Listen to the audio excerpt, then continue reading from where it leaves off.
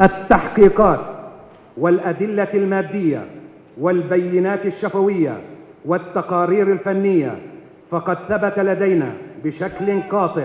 أن استهداف الشهيدة أبو عاقلة ومجموعة الصحفيين الذين كانوا برفقتها من قبل قوات جيش الاحتلال قد جاء بشكل مباشر ومتعمد، وذلك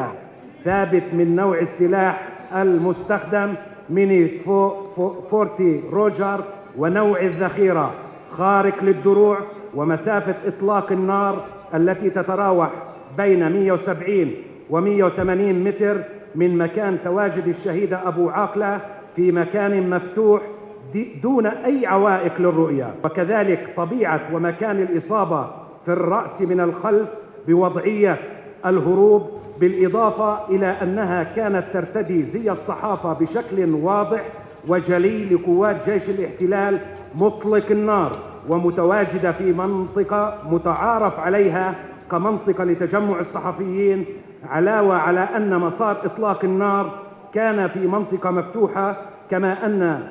قوات جيش الاحتلال مطلقة النار كانت تستهدف الأجزاء العلوية للجسم بنية القتل. وعليه فإن مجمل هذه الوقائع المرتكبة من قبل قوات جيش الاحتلال الإسرائيلي والمثبتة بالأدلة الدامغة تشكل أركان وعناصر جريمة القتل الواقعة على الصحفية الشهيدة شيرين أبو عاقلة، وأركان وعناصر جريمة الشروع بالقتل العمد الواقعة على الصحفي علي سمودي وباقي الصحفيين المرافقين لها، وذلك وفقا للقوانين الوطنية السارية، كما وتشكل في الوقت ذاته جريمة حرب وفقا للمواثيق والمعايير الدولية.